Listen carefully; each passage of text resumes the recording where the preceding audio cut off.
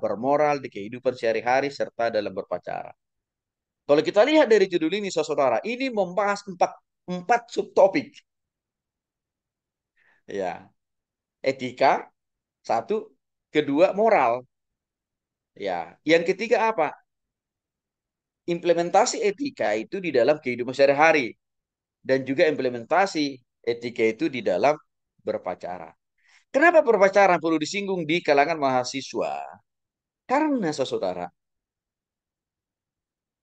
mahasiswa yang kuliah di perguruan tinggi harus diakui juga tidak bisa lagi mengabaikan, meninggalkan pentingnya pergaulan. Artinya mahasiswa yang kuliah di perguruan tinggi, di samping dia mau menimba ilmu yang sebesar-besarnya, sedalam-dalamnya, seluas-luasnya, sebenarnya mereka juga punya misi lain di sana, mencari jodoh, saudara.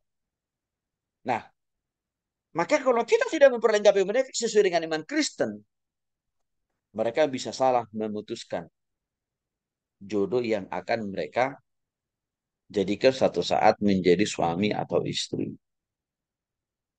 Dan sudah ada banyak kasus karena tidak pernah dikasih rambu-rambu, standar, kriteria, cara, etika berpacaran dalam di perguruan tinggi. Apa yang terjadi Bapak Ibu? Babak belur. Semester satu aja sudah hamil. Sudah pasti. Kuliahnya tidak nggak bisa lanjut lagi tuh. Bahkan bukan hanya peristiwa hamil di tempat yang terjadi. Tapi juga apa? Murtad. Karena keyakinan orang yang di keyakinan pacarnya inilah berbeda dengan dia. Memang ujungnya hamil. Tapi di balik kehamilan yang terjadi itu memaksa dia harus pindah agama. Supaya apa? Supaya si pria mau bertanggung jawab.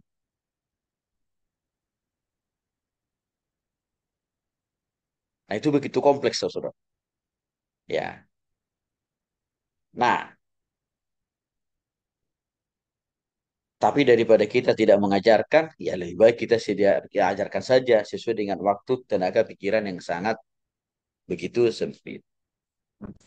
Ya, harus menjelaskan dulu kepada kita pengertian moral dan etika.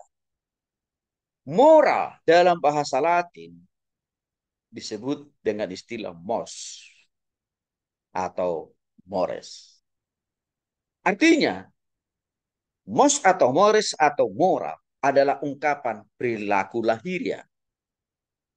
Ya, artinya waktu seseorang itu lahir ke dunia ini, benih-benih moral itu artinya kan ungkapan perilaku lahiriah. Waktu setiap manusia lahir ke dunia ini, benih-benih moral sudah ada di dalam diri manusia itu sendiri. Untuk melakukan hal yang benar dan baik. Itu sudah ada di dalam diri setiap manusia. Walaupun memang tidak lagi dominan. Perbuatan-perbuatan benar dan baik itu di dalam diri manusia karena faktor dosa merusak sifat-sifat baik, sifat-sifat benar dan baik itu dirusak oleh dosa. Maka saya katakan tadi benih, saya pakai kata istilah benih-benih moral itu masih ada, Mem. Tapi tidak lagi selalu serta-merta dominan atau banyak karena faktor dosa telah merusak atau merongrong. Kecuali sebelum Adam dan Hawa jatuh dalam dosa, ya dominasi perbuatan benar dan baik itu sangat kelihatan karena belum terpapar mereka oleh yang namanya dosa. Tapi detik setelah mereka jatuh dalam dosa sudah lain cerita, saudara. Keinginan untuk selalu berbuat benar dan baik itu makin berkurang, bertambah hari, minggu, bulan, dan tahun. Ya, sehingga perilaku mereka, tindakan mereka, perbuatan mereka, termasuk manusia zaman sekarang dan juga di bawah generasi kita, itu sudah lebih lebih banyak mencerminkan hal-hal yang negatif dibanding daripada hal-hal yang positif. Kecuali kalau kita sudah sungguh-sungguh bertobat dan terima Kristus secara pribadi. Kecuali, ya. Nah, moral itu juga bicara tentang Bagaimana orang menjauhi hal yang buruk, dosa, dan melakukan hal yang benar dan juga hal yang baik. Itu sudah ada dalam diri seseorang waktu dia lahir ke dunia. Walaupun saya katakan tadi sudah mengalami distorsi, ya, karena faktor dosa. Tapi masih ada. Moral itu juga bicara tentang sanksi, ya, atau konsekuensi, atau hukuman. Dalam bahasa lainnya itu adalah ganjaran. Namun moral di sini, saudara, itu masih bersifat umum. Bahkan cenderung relatif dan subjektif yang bisa berubah-ubah. Bisa berubah-ubah. Sebab dasarnya adalah ya berangkat dari unsur subjektivitas kita secara pribadi. Ditambah moral itu tadi sudah terdistorsi oleh yang namanya dosa. Maka itulah yang jadi persoalan, saudara. Sudah berkali-kali pernah saya sampaikan. Negara kita ini menurut hasil survei, negara yang paling religius rasa rohaninya. Ya, Indonesia ini termasuk salah satu negara paling rohani di muka bumi.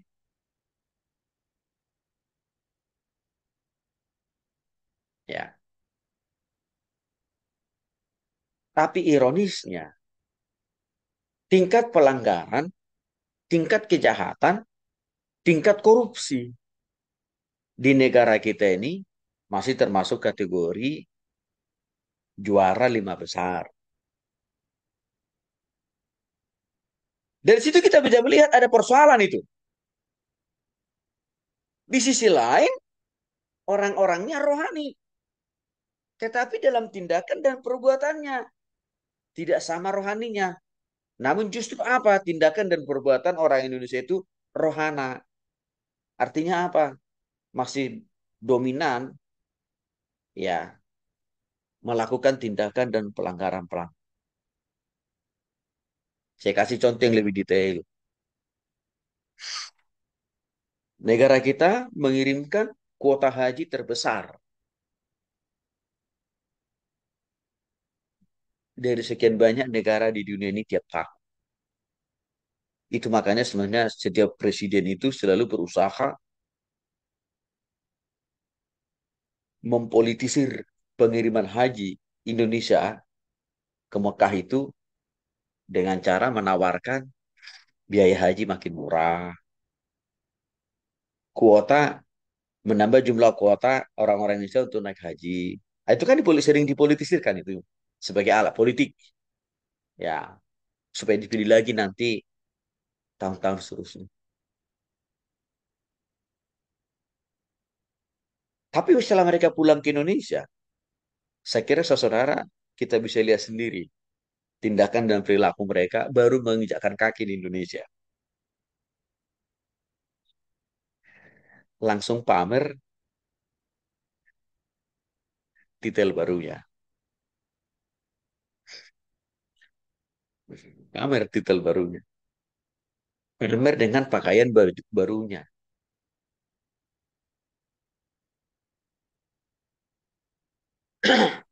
Artinya tidak mencerminkan satu bentuk konkret pertobatan dan perubahan setelah mereka pulang dari haji. Supaya adil, sehat juga kasih contoh dari kalangan kita orang Kristen.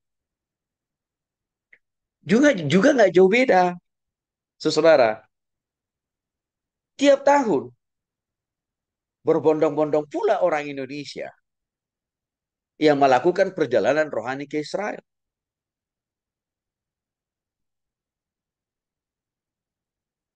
Dan saya kira sudah jutaan, ratusan juta orang Indonesia yang sudah alumni pulang dari Israel. Dan banyak di antara mereka saya jumpai, saya ketemu, dan saya layani. Juga tidak menunjukkan buah-buah konkret dari pertobatan dan perubahan setelah mereka pulang dari Israel.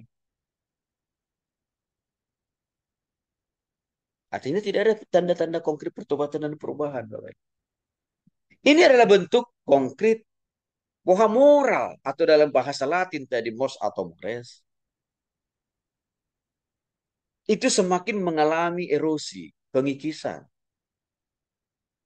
bertambah hari, minggu, bulan, dan tahun. Walaupun dilabelin dengan berbagai aktivitas rohani. Rajin berdoa, rajin baca Alkitab, rajin ibadah, rajin melayani. Tetapi dalam tindakan real sehari-hari, perampok pula, maling pula.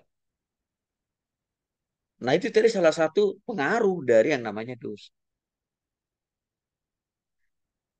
Lalu bagian yang kedua, apa yang dimaksud etika? Dalam bahasa Yunaninya adalah ethos dan etikos. Bukan tikus, tapi etikos. Secara lebih detail, etika itu artinya tempat kediaman di dalam hati seseorang untuk mengungkapkan norma. Norma itu berarti sikap, perilaku, aturan. Etika itu juga bicara tentang perasaan batin atau kecenderungan hati seseorang untuk melakukan sesuatu hal yang benar dan baik. Saya kutip Markus pasal 7 ayat 21 sampai 23 yang mengatakan sebab dari hati orang timbul segala pikiran jahat, percabulan, pencurian, pembunuhan, perzinahan, keserakahan, kejahatan, kelicikan hawa nafsu, iri hati, hujat, kesombongan, kebebalan. Semua hal itu timbul dari semua hal-hal jahat itu timbul dari dalam hati dan menajiskan orang. Artinya, definisi pertama dari etika tadi yang mengatakan adalah tempat kediaman dalam hati seseorang itu sesuai dengan Markus pasal 7 ayat 21 sampai 23. Bahwa etika itu lahir dari dalam hati seseorang, lalu diteruskan ke pikiran, dan pikiran teruskan kepada perasaan, dan juga ditindaklanjuti dengan pikiran memerintahkan kita punya mulut harus ngomong benar, ya, pakai mata juga harus benar, pakai telinga harus benar, pakai tangan harus benar, pakai kaki harus benar.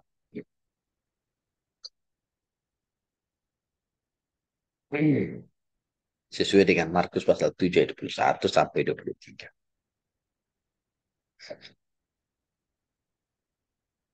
Namun sebaliknya, saudara, kalau isi hati seseorang cenderung diisi, dikuasai, dikendalikan oleh hal yang negatif seperti Markus pasal 7 ayat 21 sampai 23, ya, di mana hati ini penuh dengan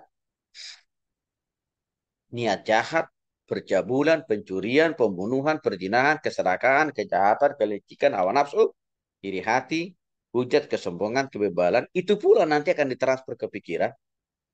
Lalu pikiran juga akan mentransfer kepada perasaan sehingga perasaan seseorang itu akan mudah baperan, sakit hati, dan hal yang negatif yang dipikiran itu juga akan ditransfer juga supaya kita menyalahgunakan mata, mulut, tangan, kaki, dan telinga serta seluruh totalitas hidup. Jadi tergantung isi hati kita itu sebenarnya hal positif atau negatif.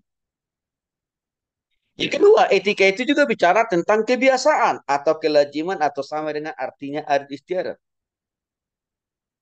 Jadi orang Jawa punya adat, itu juga bagian daripada etika. Orang Batak punya adat yang begitu rumit itu bagian dari etika juga itu. Orang Sunda, orang Manado, orang Papua juga punya adatnya.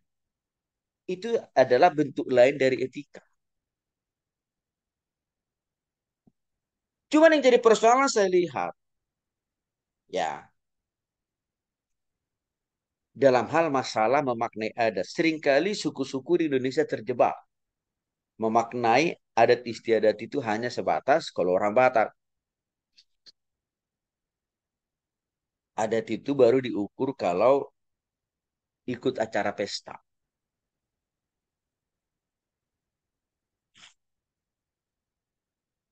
Nah, mungkin juga orang Jawa sama.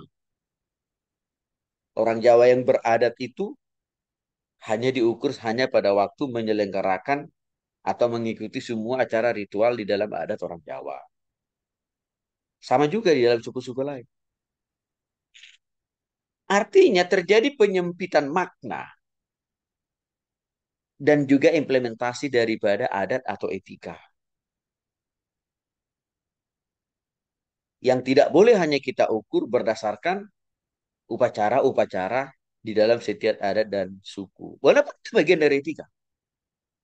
Tetapi cara berkomunikasi sebagai orang Batak, orang Jawa, orang Sunda, orang Papua, orang Sulawesi, itu juga bagian dari etika.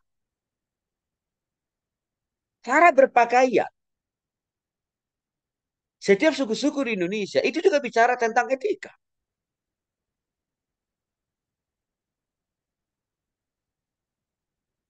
Lebih spesifik lah itu memang memakai istilah apa? Etika berpakaian. Kalau cara komunikasi lebih spesifik dimaknai menjadi apa? Etika komunikasi.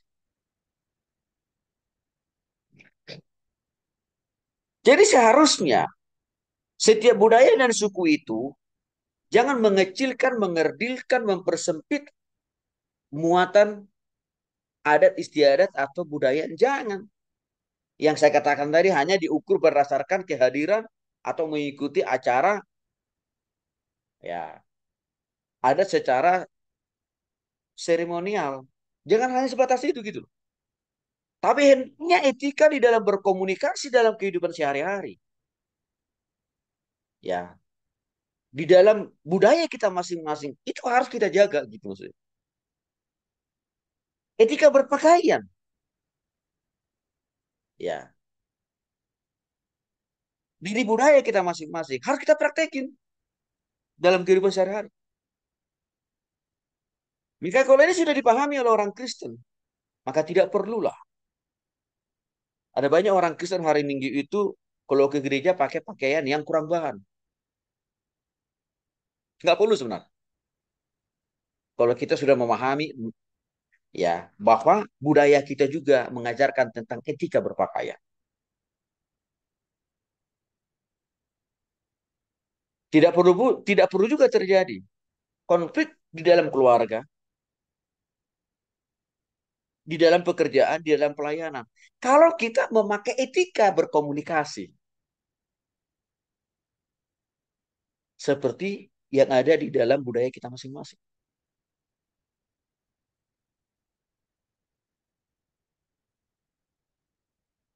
Nah, maka dengan demikian, saudara, saya katakan dari etika, ya, atau sama dengan artinya ada istilah, itu luas maknanya. Luas cukupnya.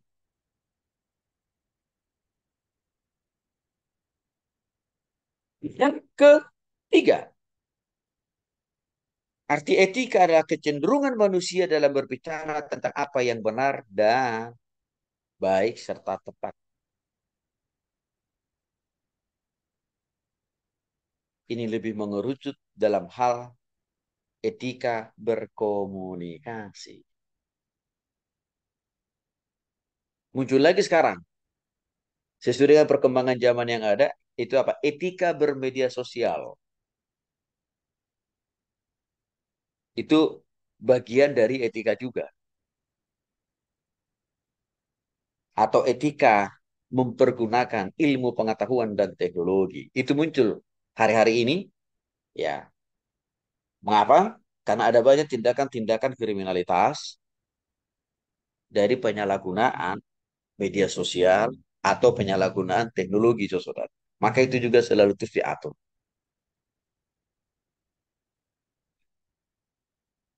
Dan sudah ada banyak kasus. Sekarang etika itu, saudara, saya bisa mengatakan itu derajatnya makin naik. Artinya, etika itu sudah bisa juga memberikan sanksi atau hukuman bagi seseorang.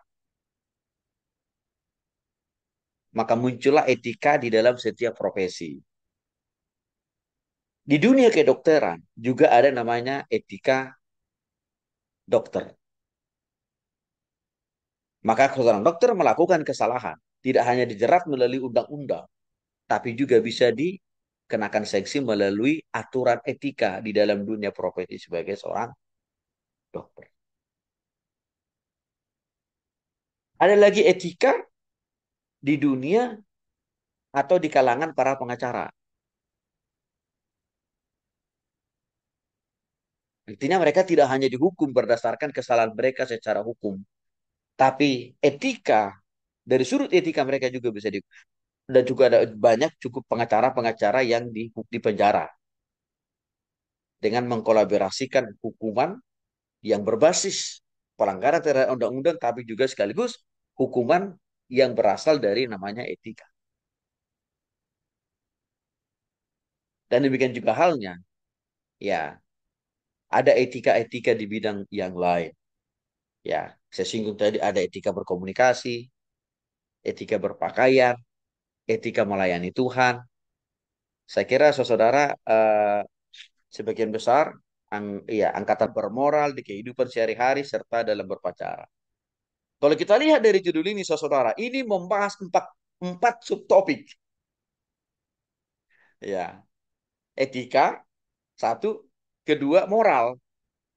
Ya, yang ketiga apa? Implementasi etika itu di dalam kehidupan sehari-hari dan juga implementasi etika itu di dalam berpacaran. Kenapa berpacaran perlu disinggung di kalangan mahasiswa? Karena saudara, mahasiswa yang kuliah di perguruan tinggi harus diakui juga tidak bisa lagi mengabaikan, meninggalkan pentingnya pergaulan. Artinya mahasiswa yang kuliah di perguruan tinggi, di samping dia mau menimba ilmu yang sebesar-besarnya, sedalam-dalamnya, seluas-luasnya, sebenarnya mereka juga punya misi lain di sana, mencari jodoh, saudara. Nah, maka kalau kita tidak memperlengkapi mereka sesuai dengan iman Kristen, mereka bisa salah memutuskan jodoh yang akan mereka jadikan suatu saat menjadi suami atau istri. Dan sudah ada banyak kasus karena tidak pernah dikasih rambu-rambu, standar, kriteria, cara, etika berpacaran dalam di perguruan tinggi. Apa yang terjadi Bapak Ibu? Babak belur. Semester satu aja sudah hamil. Sudah pasti. Kuliahnya tidak nggak bisa lanjut lagi tuh. Bahkan bukan hanya peristiwa hamil di tempat yang terjadi. Tapi juga apa? Murtad. Karena keyakinan orang yang di keyakinan pacarnya inilah berbeda dengan dia. Memang ujungnya hamil. Tapi di balik kehamilan yang terjadi itu memaksa dia harus pindah agama. Supaya apa? Supaya si pria mau bertanggung jawab.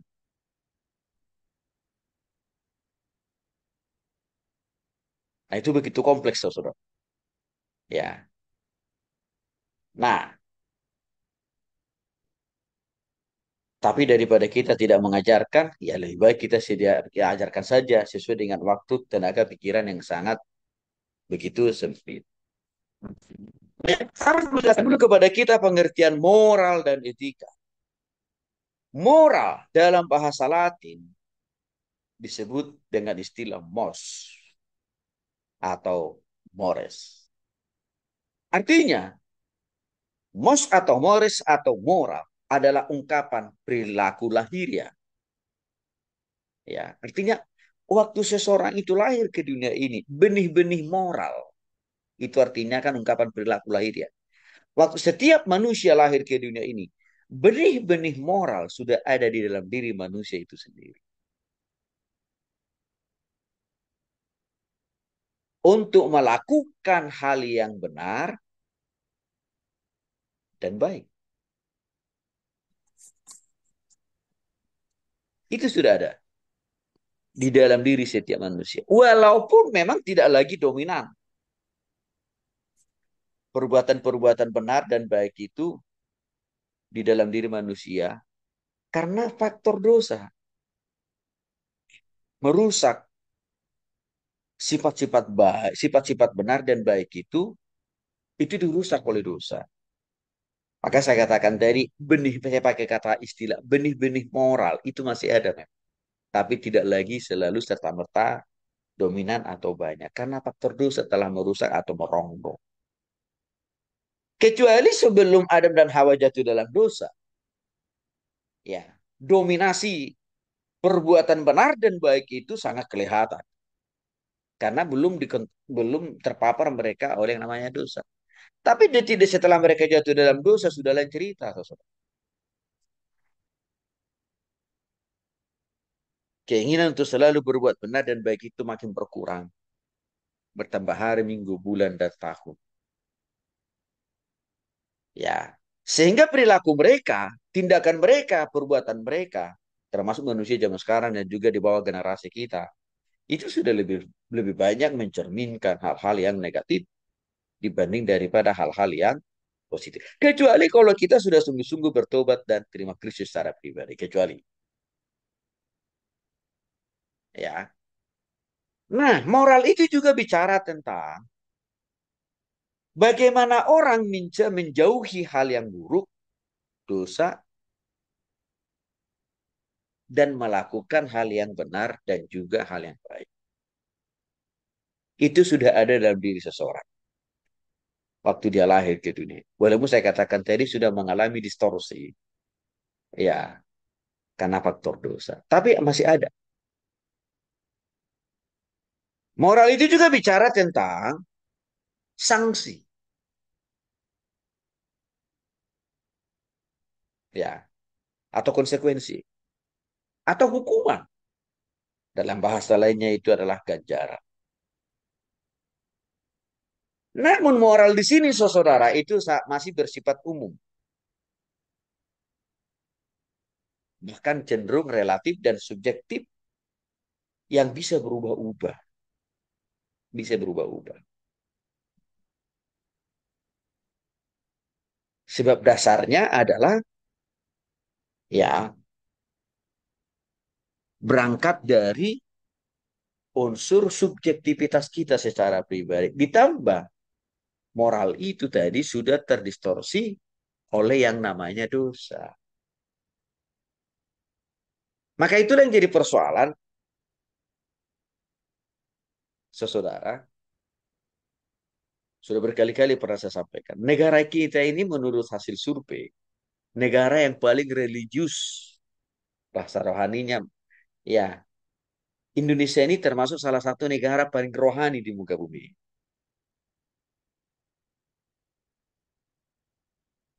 Ya, tapi ironisnya, tingkat pelanggaran, tingkat kejahatan, tingkat korupsi di negara kita ini masih termasuk kategori juara 5 besar. Dari situ kita bisa melihat ada persoalan itu. Di sisi lain, orang-orangnya rohani. Tetapi dalam tindakan dan perbuatannya tidak sama rohaninya. Namun justru apa? Tindakan dan perbuatan orang Indonesia itu rohana. Artinya apa?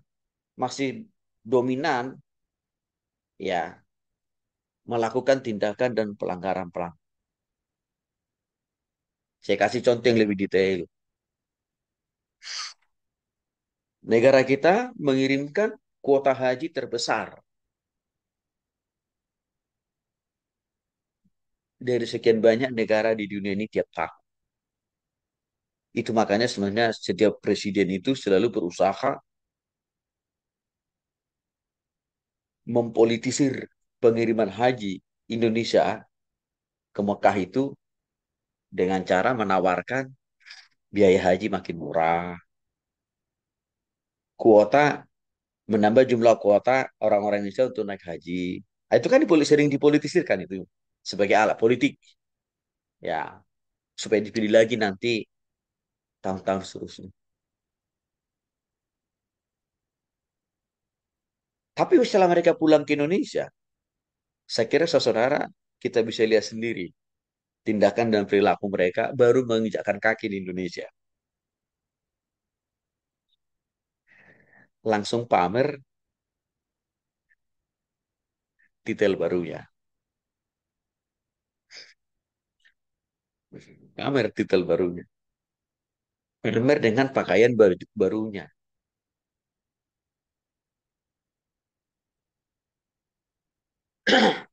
Artinya tidak mencerminkan satu bentuk konkret pertobatan dan perubahan. Setelah mereka pulang dari haji. Supaya adil. Saya juga kasih contoh dari kalangan kita orang Kristen. Juga nggak jauh beda, saudara. Tiap tahun berbondong-bondong pula orang Indonesia yang melakukan perjalanan rohani ke Israel.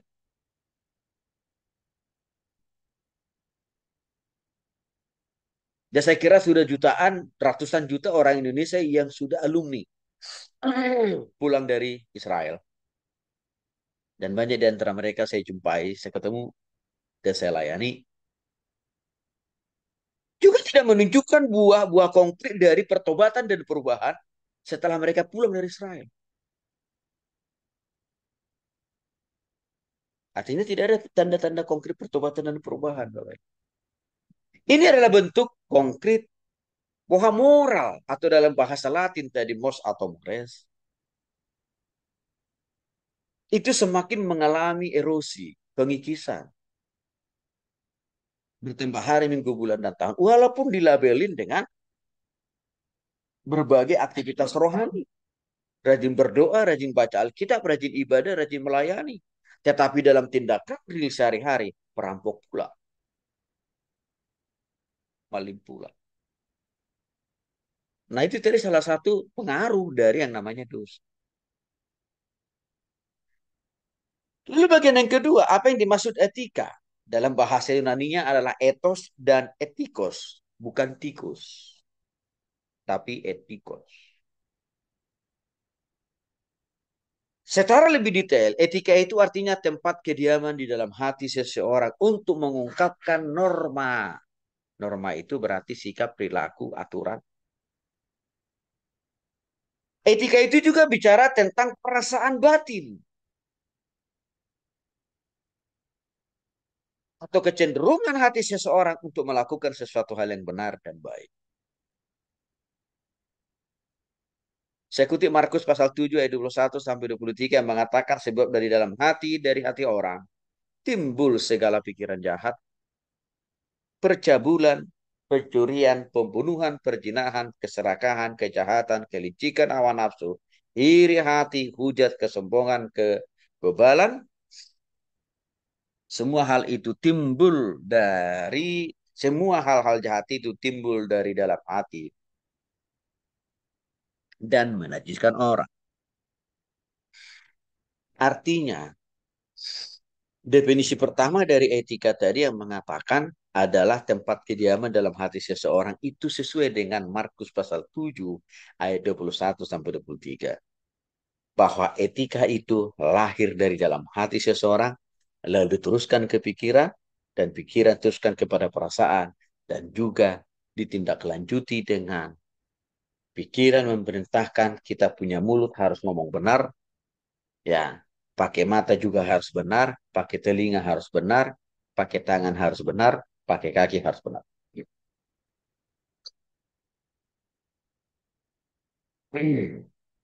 Sesuai dengan Markus pasal 7 ayat 21 sampai 23.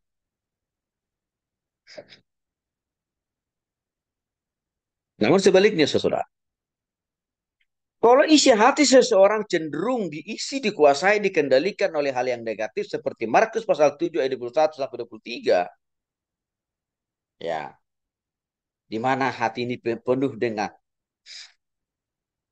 niat jahat, percabulan, pencurian, pembunuhan, perzinahan, keserakahan, kejahatan, kelicikan, hawa nafsu, iri hati, hujat, kesombongan, kebebalan, itu pula nanti akan ditransfer ke pikiran. Lalu pikiran juga akan mentransfer kepada perasaan sehingga perasaan seseorang itu akan mudah baperan, sakit hati, dan hal yang negatif yang dipikiran itu juga akan ditransfer juga supaya kita menyalahgunakan mata, mulut, tangan, kaki. dan telinga serta seluruh totalitas hidup. Jadi tergantung isi hati kita itu sebenarnya hal positif atau negatif. Yang kedua, etika itu juga bicara tentang kebiasaan atau kelaziman atau sama dengan artinya adat istiadat.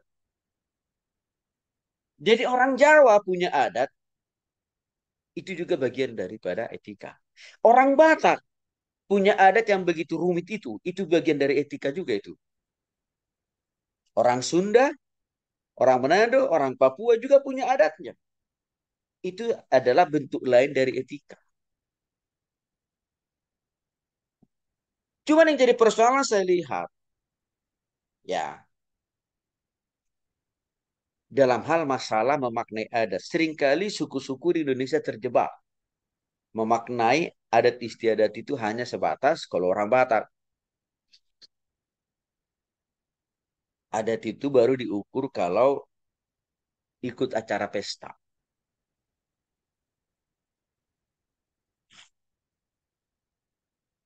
Nah, mungkin juga orang Jawa sama. Orang Jawa yang beradat itu hanya diukur hanya pada waktu menyelenggarakan atau mengikuti semua acara ritual di dalam adat orang Jawa. Sama juga di dalam suku-suku lain. Artinya terjadi penyempitan makna dan juga implementasi daripada adat atau etika. Yang tidak boleh hanya kita ukur berdasarkan upacara-upacara di dalam setiap adat dan suku. Walaupun itu bagian dari etika. Tetapi cara berkomunikasi sebagai orang Batak, orang Jawa, orang Sunda, orang Papua, orang Sulawesi, itu juga bagian dari etika.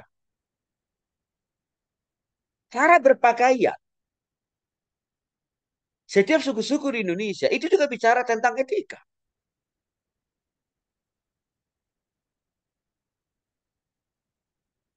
Lebih spesifik lah itu memang memakai istilah apa? Etika berpakaian. Kalau cara komunikasi lebih spesifik dimaknai menjadi apa? Etika komunikasi. Jadi seharusnya setiap budaya dan suku itu jangan mengecilkan, mengerdilkan, mempersempit muatan adat istiadat atau budaya. Jangan. Yang saya katakan tadi hanya diukur berdasarkan kehadiran atau mengikuti acara ya adat secara seremonial. Jangan hanya sebatas itu gitu. Tapi hendaknya etika di dalam berkomunikasi dalam kehidupan sehari-hari. Ya, di dalam budaya kita masing-masing itu harus kita jaga gitu maksudnya. Etika berpakaian. Ya, diri budaya kita masing-masing harus kita praktekin dalam kehidupan sehari-hari. Maka kalau ini sudah dipahami oleh orang Kristen, maka tidak perlulah. Ada banyak orang Kristen hari Minggu itu kalau ke gereja pakai pakaian yang kurang bahan. Nggak perlu sebenarnya. Kalau kita sudah memahami ya bahwa budaya kita juga mengajarkan tentang etika berpakaian. Tidak perlu juga terjadi konflik di dalam keluarga, di dalam pekerjaan, di dalam pelayanan. Kalau kita memakai etika berkomunikasi seperti yang ada di dalam budaya kita masing-masing.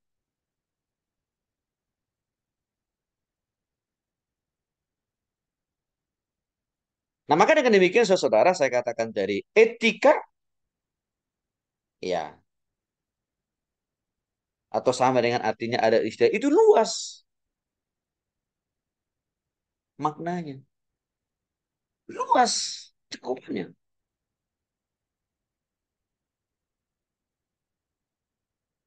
Yang ketiga, arti etika adalah kecenderungan manusia dalam berbicara tentang apa yang benar dan baik serta tepat.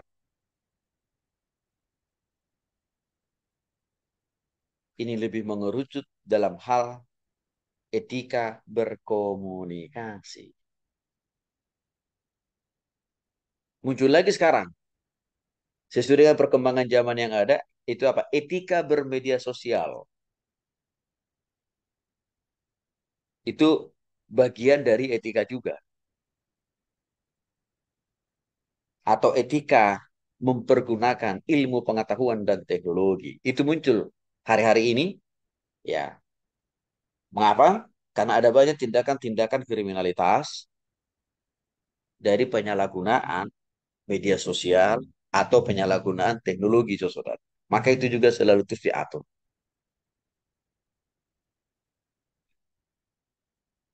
Dan sudah ada banyak kasus. Sekarang etika itu, saudara, saya bisa mengatakan itu derajatnya makin naik.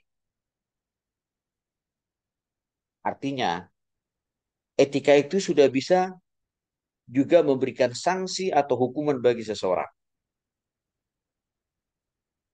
Maka muncullah etika di dalam setiap profesi. Di dunia kedokteran juga ada namanya etika dokter.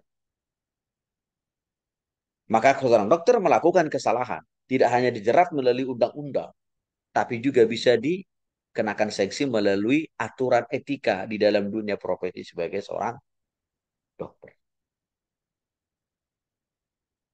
Ada lagi etika di dunia atau di kalangan para pengacara.